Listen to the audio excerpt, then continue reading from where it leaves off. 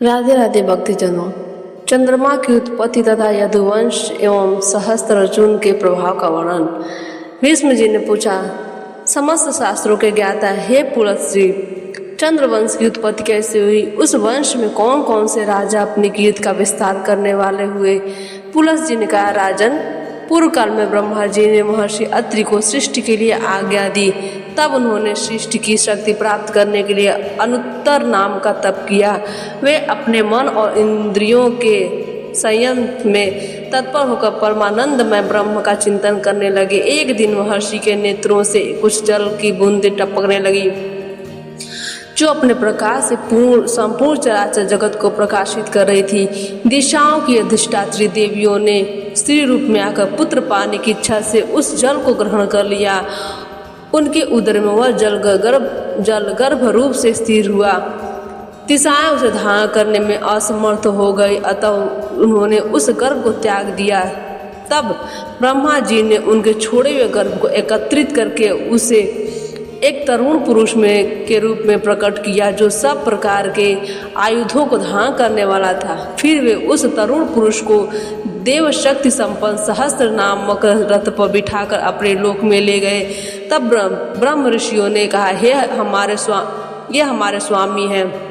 तदंतर ऋषि देवता गंधर्व और अप्सराएं उनकी स्तुति करने लगे। उस समय उनका तेज बहुत बढ़ गया। उस तेज के विस्तार से इस पृथ्वी पर दिव्य औषधियाँ उत्पन्न हुई। इसी से चंद्रमा औषधियों के स्वामी हुए तथा द्विजों में भी उनकी गणना हुई। वे शुक्ल पक्ष में बढ़ते हुए कृष्ण पक्ष में सदा क्षीण होते रहते। कुछ काल के बाद प्रजाताओं के पुत्र प्रजापति दक्ष ने अपनी 27 कन्याएं, जो रूप और लावण्य से युक्त तथा अत्यंत तेजस्विनी थी, चंद्रमा को पत्नी के रूप में अर्पण की। तत्पश्चात चंद्रमा ने केवल श्री विष्णु के ध्यान में तत्पर होकर चिरकाल तक बड़ी भारी तपस्या की। इससे प्रसन्न होकर परमात्मा श्री नारायण देव ने उनसे वर मांगने को कहा। तब चंद्रमा ने यह वर मांगा, मैं इंद्रलोक में राजसूय यज्ञ करूंगा। उसमें आपके साथ ही संपूर्ण देवता मेरे मंदिर में प्रत्यक्ष प्रकट होकर यज्ञ भाग ग्रहण करे। शूलधारी भगवान श्री शंकर मेरे यज्ञ की रक्षा करे। तथास्तु कहकर भगवान श्री विष्णु ने स्वयं राजसूय यज्ञ का समारोह किया। उसमें अत्रि होता, भृगु, अधर्वयु और ब्रह्मा जी उगदाता हुए। साक्षात भगवान श्री हरि ब्रह्म बनकर यज्ञ के दृष्टा हुए तथा संपूर्ण देवताओं ने सदस्य का काम संभाला। यज्ञ पूर्ण होने पर चंद्रमा को दुर्लभ ऐश्वर्य मिला और वे अपने तपस्या के प्रभाव से सातों लोकों के स्वामी हुए। चंद्रमा से बुध की उत्पत्ति हुई। ब्रह्म ऋषियों के साथ ब्रह्मा जी ने बुध को भूमंडल के राज पर अभिषिक्त करके उन्हें ग्रहों की मानदाता प्रदान की। बुध ने ईला के गर्भ से एक धर्मात्मा पुत्र उत्पन्न किया, जिससे 100 से भी अधिक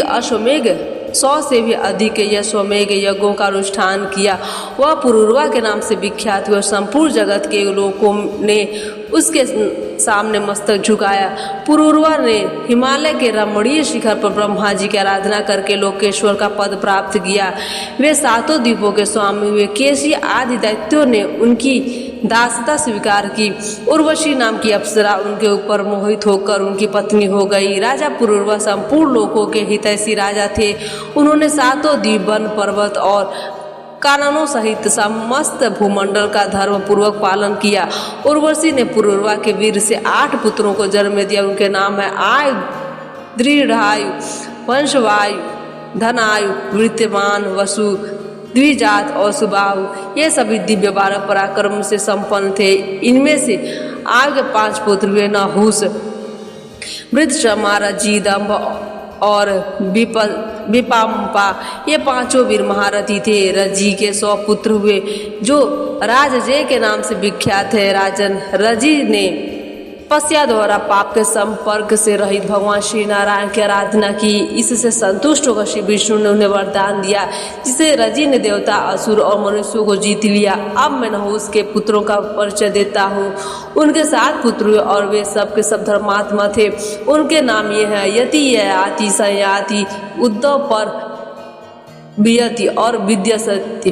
ये सातों अपने वंश का यश बढ़ाने वाले थे। उनमें यति कुमारावस्था में ही वानप्रस्थ योगी हो गया। यति राज्य का पालन करने लगे। उन्होंने एकमात्र धर्म का ही शरण ले रखी थी।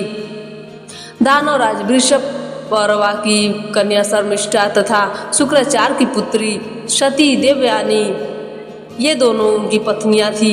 ययाति के 5 पुत्र थे। देवयानी ने यदु और तुवर्षु नामक 2 पुत्रों को जन्म दिया तथा शर्मिष्ठा ने द्रुहु, अनु और पुरु नाम 3 पुत्र उत्पन्न किए। उनमें यदु और पुरु ये दोनों अपने वंश का विस्तार करने वाले हुए। यदु के यादवों की उत्पत्ति हुई, जिनसे पृथ्वी का भार उतारने और पांडवों का हित करने के लिए भगवान बलराम और श्री कृष्ण प्रकट हुए। यदु के 5 पुत्र हुए जो देव कुमारों में के समान थे। उनके नाम है सहस्त्रजीत, कोष्ठु, नील, अंजिक और रघु। इनमें सहस्त्रजीत ज्येष्ठ थे।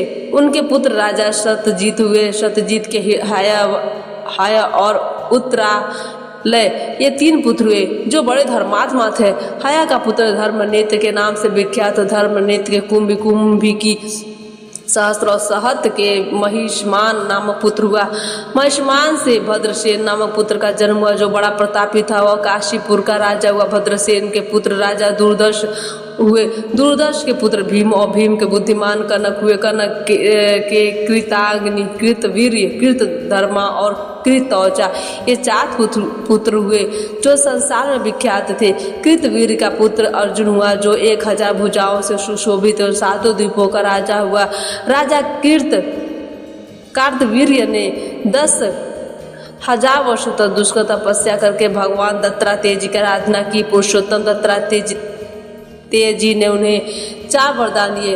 राजाओं में श्रेष्ठ अर्जुन ने पहले तो अपने लिए 1000 भुजाएं मांगी। दूसरे वर के द्वारा उन्होंने यह प्रार्थना की मेरे राज्य में लोगों को अधर्म की बात सोचते हुए भी मुझसे भय हो और वे अधर्म के मार्ग से हट जाए। तीसरा वरदान इस प्रकार था कि मैं युद्ध में पृथ्वी को जीतकर धर्म पूर्वक बल का संग्रह करूं।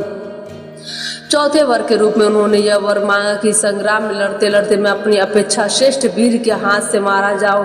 राजा अर्जुन के 7 द्वीप और नगरों से युक्त तथा 7 समुद्रों से घिरी हुई इस सारी पृथ्वी को छात्र धर्म के नाम से अनुसार जीत लिया था। उस बुद्धिमान नरेश की इच्छा करते ही 1000 भुजाएं प्रकट हो जाती थी। महाबाहु अर्जुन के सभी यज्ञों में पर्याप्त दक्षिणा बांटी जाती थी। सबसे सुवर्णमय यूप, स्तंभ और सोने की ही वेदियां बनाई जाती थी। उन यज्ञों में संपूर्ण देवता सज धज कर विमानों पर बैठकर प्रत्यक्ष दर्शन कर देते थे। महाराज कार्तवीर्य ने 85,000 वर्षों तक एक छत्र राज किया। वे चक्रवर्ती राजा थे। योगी होने के कारण अर्जुन समय समय पर मेघ के रूप में प्रकट हो वृष्टि के द्वारा प्रजा को सुख पहुंचाते थे। प्रत्यंचा के आघात से उनकी भुजाओं की त्वचा कठोर हो गई थी। जब वे अपने हजारों भुजाओं के साथ संग्राम में खड़े होते थे उस समय सहस्त्रों किरणों से सुशोभित शरतकालीन सूर्य के समान तेजस्वी जान पड़ते थे। परम कांतिमान महाराज अर्जुन महिष्मतिपुरी में निवास करते थे और वर्षा काल में समुद्र का वेग भी रोक देते थे। उनकी हजारों भुजाओं के आलोड़न से समुद्र क्षुब्ध हो उठता था और उस समय पातालवासी महान असुर लुक छिप कर निश्चेष्ट हो जाते थे। एक समय की बात, वे अपने 5 बाणों से अभिमानी रावण को सेना सहित मूर्छित करके महिष्मतिपुरी में ले आए। वहां ले जाकर उन्होंने रावण को कैद में डाल दिया। तब मैं पुलत्स्य अर्जुन को प्रसन्न करने के लिए गया। राजन, मेरी बात मानकर उन्होंने मेरे पुत्र को छोड़ दिया और उनके साथ मित्रता कर ली। किंतु विधाता का बल और पराक्रम अद्भुत है, जिसके प्रभाव से भृगुनंद परशुराम जी ने राजा कार्तवीर्य की हजारों भुजाओं को सोने के तलवार की भांति संग्राम में काट डाला। कार्तवीर्य अर्जुन के 100 पुत्र थे, किंतु उनमें 5 महारथी, अस्त्र विद्या में निपुण, बलवान, शूर, धर्मात्मा, महान व्रत का पालन करने वाले थे। उनके नाम है सूरसेन, शूरदृष्ट, कृष्ण और जयध्वज।